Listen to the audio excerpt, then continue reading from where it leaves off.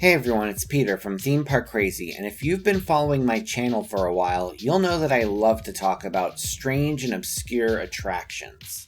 Now these can include roller coasters, dark rides, water slides, really anything that has to do with theme parks and amusement parks. That said, I've never really talked about a strange theme park, like where the whole theme park is just unusual. But today, I want to talk about a theme park that I've been doing some research on. And this place is extremely obscure, and yeah, I found a few articles on websites like CNN, but I haven't really seen anyone discuss it, like give it a full video before. Now admittedly, there's only so much information available about this park. Chinese amusement parks and Chinese theme parks can be pretty hard to research.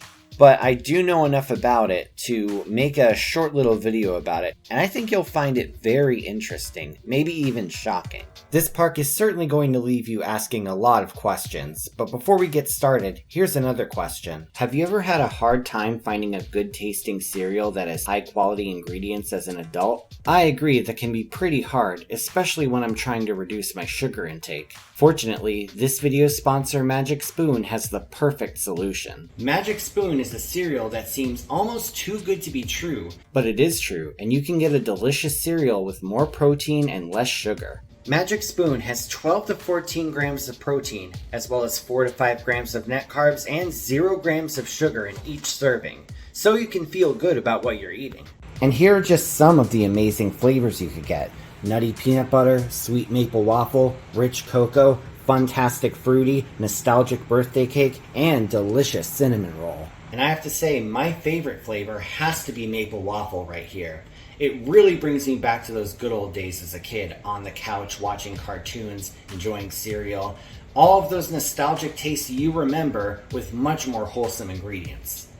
And Magic Spoon offers more than just cereal. You can get these scrumptious cereal treats as well. There's fan favorites marshmallow and chocolate peanut butter, and 2 new flavors, blueberry muffin and double chocolate. These bars have 11 to 12 grams of protein, 1 gram of sugar, and 1 to 2 grams of net carbs, so you can always get the fuel you need on the go. Head to the link in the description or use my promo code CRAZY and you'll get $5 off your order of Magic Spoon cereal or Magic Spoon treats. Or you could find it at your nearest grocery store. Magic Spoon is so confident that you'll love their product that it's backed with a 100% happiness guarantee. So if you don't like it for any reason, they'll refund your money with no questions asked.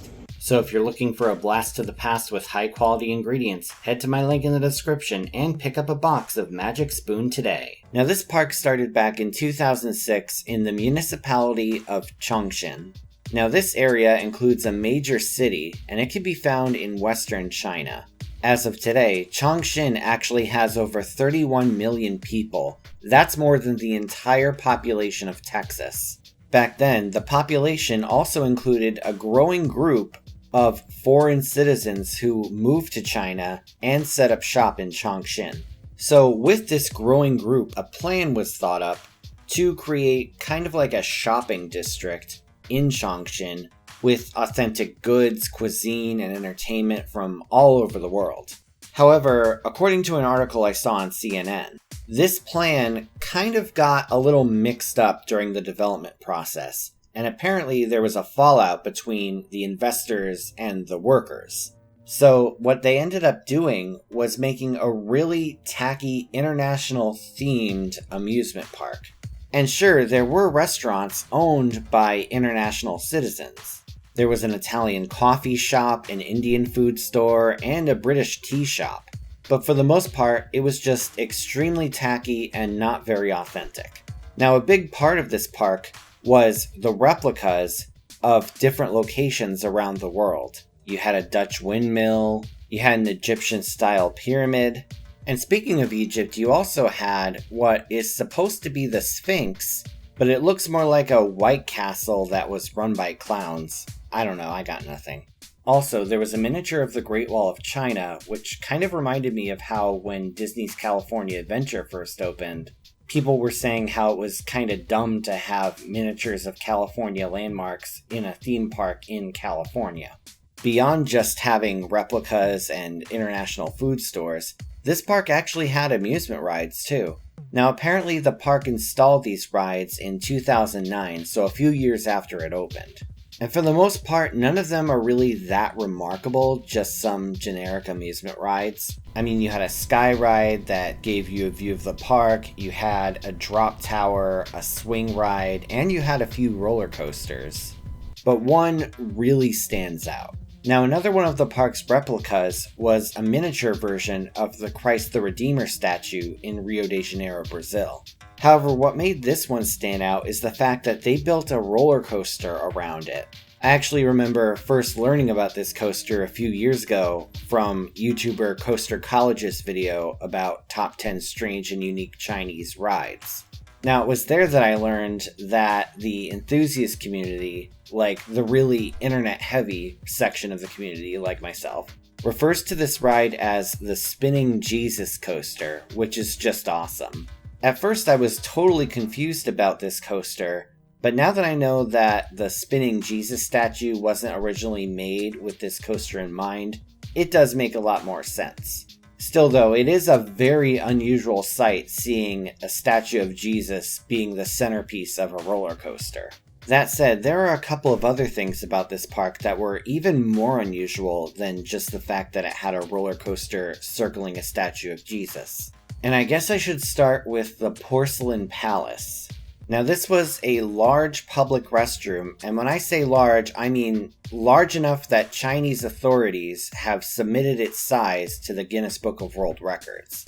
This restroom was 32,000 square feet, or around 2,973 square meters. And I'm not kidding when I say that this restroom was so large, it had its own map. The fact that any restroom on Earth could have a map is just insane. And this restroom was actually themed as well. There was one section that was themed to Egyptian art, while the entrance to the toilet complex was based on Spanish Catalan architect Antoni Gaudi. Now, inside of this restroom, there were over 1,000 toilets and urinals, more than any other restroom on Earth, easily. I mean, you go out there and you find me a restroom with 1,000 toilets. I'm sorry, I can't say that with a straight face, but you go out there and find me a restroom with over 1,000 toilets and urinals, come back to me and tell me that it broke this record. And what's really funny is that some of the areas of this restroom weren't themed, and they looked like basically if the back rooms were a restroom. I just love this picture because at the very top of the staircase you have these urinals and you have a TV above them as if anyone's going to be standing there for long enough to watch a show or something. There was another area of this restroom though that honestly was kind of disturbing. For a couple reasons actually. Now when this restroom first opened, they actually had urinals shaped like the Virgin Mary. And they also had sinks that resembled a woman bent over, and I assume her top half is just stuck in the wall.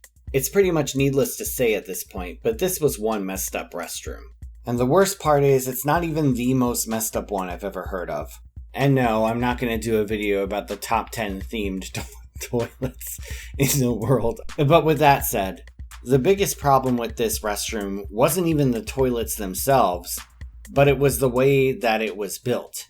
You see, there was an outdoor section with squat toilets, and you could actually go up on a hill and see people squatting down from the hill. And this was such an obvious issue that women actually went in there holding umbrellas to shield themselves. Good Lord, that's awful. Now, if you thought that was unbelievable, there's one more thing I want to talk about. And this is something that I actually can't go into a lot of detail about, not only because it never actually opened, but because I don't want to be demonetized. And this was an attraction called Loveland, or as it was called in Chinese, Chongqing Sex Theme Park. Now this was going to be more of a museum than an actual theme park, but it was still going to center around sex. Now, this would have had several exhibits. There would have been an exhibition on the history of human sexuality, there would have been workshops on sex technique, and there would have been displays of naked mannequins and a giant hot dog sticking out of the wall. And I call it a hot dog, but we all know what is really behind this Photoshop. Now, the whole purpose of this place was to make sex less of a taboo subject, but unsurprisingly enough, it was so much of a taboo subject that the People's Republic of China's government actually came in and demanded that it be torn down. And so the authorities came in and they tore everything down. And in a continued effort to purify Foreigner Street, they also went in and took out the Virgin Mary urinals and those sinks I mentioned before. Now, one thing I didn't mention until now is that all of this was free and open 24 hours a day. I don't know about the rides and specific attractions, but from what I can tell, this was a free 24-hour-a-day theme park. And I assume that its profit was made from the stores and restaurants. Now, for years, this park was said to be kitschy, but worth visiting. Some people have criticized the lack of authentic international goods and cuisine, while others have said, you know what, it's cheesy, but it's still fun to visit. Now, over time, the city of Chongqing continued to grow, and so there was a lot of urban planning efforts in the area to build new housing and etc. And in addition to that, Foreigner Street's lease expired in 2019, so the park was forced to close that same year. But this park wasn't gone for good. Eventually, a lot of the park's remnants were relocated to another part of Chongqing, and they were reinstalled as part of a new park called Meishin Village of Wine. Now, these relocated attractions actually include the spinning Jesus coaster. However, the coaster no longer goes around the statue of Jesus. What they did instead was put the statue on top of a building on a bridge with other shops and buildings surrounding it. So yeah, while the original Foreigner Street is gone for good, this new park still stands. And it doesn't exactly have good reviews from what I've looked up on Google, but if you visited this park, feel free to let me know about it. Thank you all so much, and if you want to support me on Patreon, you can do so once again at the link in the description. Thanks for watching, everyone. Feel free to like, share, and subscribe. You can follow me on social media on Instagram and Facebook, or you can check out my website at themeparkcrazy.com. And I'm on TikTok. This is Theme Park Crazy, and I'll see you all next time.